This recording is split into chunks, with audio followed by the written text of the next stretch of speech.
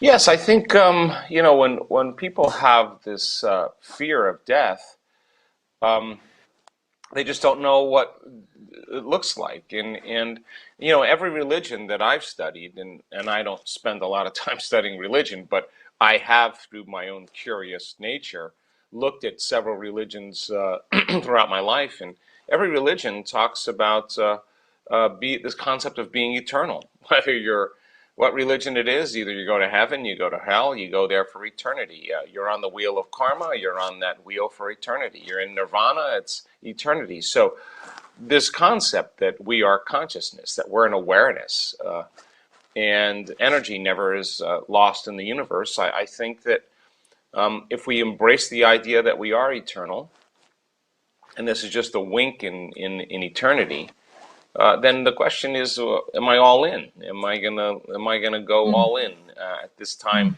in history? And this is a time in history, by the way, where we have all the practice that we have done in our own work, inner work, all of the knowledge we've learned, all the meditations, all the transformations, all the inquiries, all the pushing ourselves past our limits, all the training and practice of heart coherence, brain coherence, is for times like these. These are the times where it matters the most. This is now you have tools to self-regulate. You have tools. So changing your relationship with the understanding of death. Death is not a failure or the end. It's just a transition. So I just feel like when we confront that and we have a good conversation about it, and we really find the answers about it, I think. We're more prone to be less fearful in mhm, our lives, and I think that's important.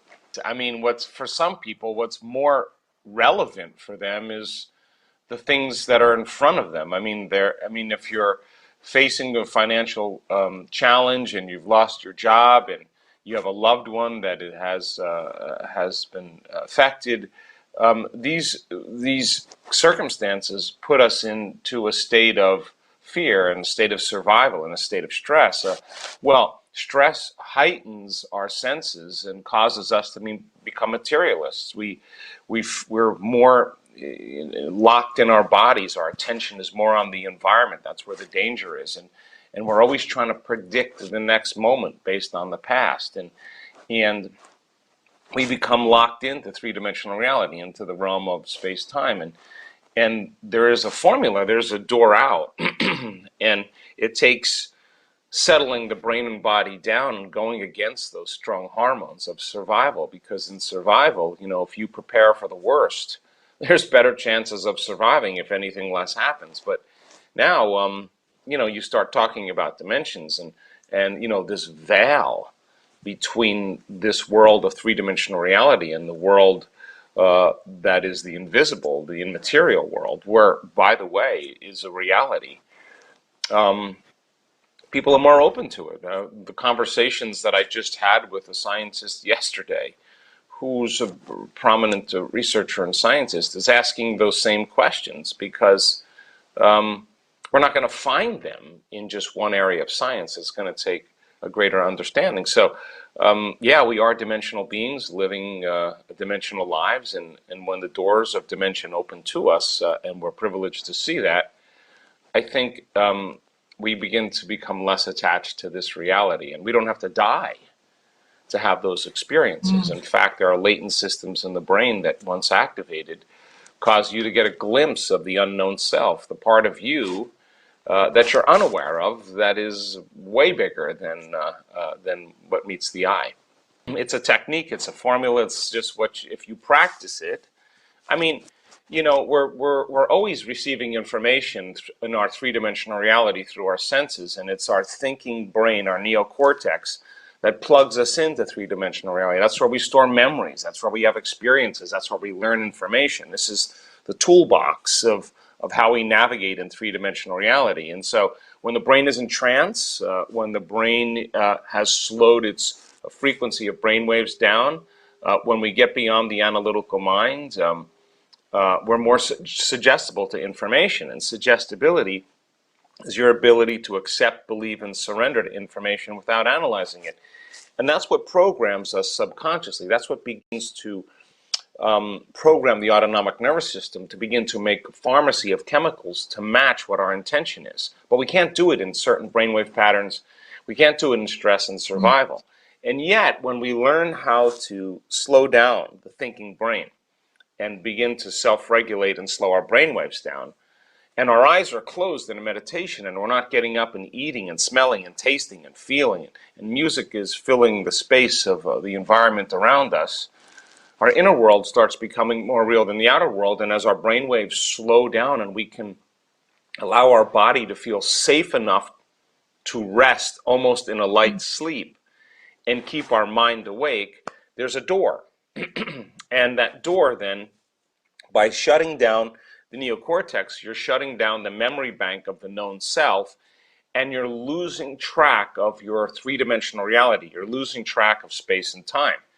Well, now you're still suggestible to information, but the information is not coming through your senses. The information is coming from frequency, because all frequency carries information.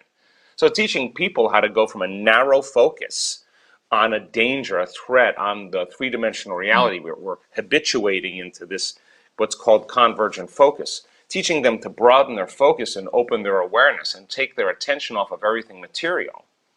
When they do that properly, that vacuum, that place where there's nothing physical or material, is where frequency exists. And so the fundamental question is, how much of your waking day do you put your attention on the material world, on matter, and how much of your waking day do you put your attention on energy or frequency?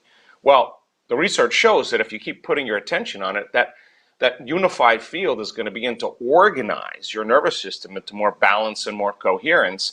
And when you shut down the thinking brain and you can stay conscious in your subconscious mind, a little radio receiver in the back of your brain called the pineal gland becomes activated, and it will begin to pick up frequencies, and it will transduce that frequency, descramble that frequency into profound imagery. And the imagery that you experience causes you to become more conscious in that moment. In other words, you're having a full-on sensory experience without your senses, and the information that your brain is processing tends to be more real than the three-dimensional reality you live in. You're at a greater level of awareness, a greater level of consciousness, and you get a hint about who you are when you're not your personality or identity. And religions and cultures talk about this transcendental moment for thousands of years, and that's the moment there's an arousal in the nervous system. And we have the research to show that the arousal is not little. The arousal is huge. And the arousal isn't creating fear or aggression or anger or pain that we normally feel when we're in stress and survival. That arousal puts the brain into what's called a high beta brainwave pattern. The arousal we're seeing is a gamma brainwave pattern that is so coherent, that is so organized, that is so amplified, that the only way we could describe what the person is experiencing, and they will use these words, they were in ecstasy, they were in bliss, they felt connected, they felt pure love, and they felt it in every single cell of their body. That experience inwardly is reorganizing circuitry in the brain, and it's sending a signal to the body, but it's not chemical, it's electrical. The person is getting a biological upgrade because information is reaching every cell of their body, and it's the only when they can slow down the thinking brain and the autonomic nervous system, which controls and coordinates all the other cells and systems in your body, is now getting a very, very organized, very, very fast frequency pulse, and it's affecting the cells to emit more light and information. And all of a sudden, the person all gets a biological upgrade. Now, when they come back to their senses, remember, we don't see things how they are, we see things how we are. You have one of those moments, and you come back to three-dimensional reality, some conditioning, some limitation, some belief is going to be removed, and you're going to have a broader spectrum of what has always existed, but you didn't have the brain circuitry to perceive it until you had an inward event like that. That changes the game for everybody.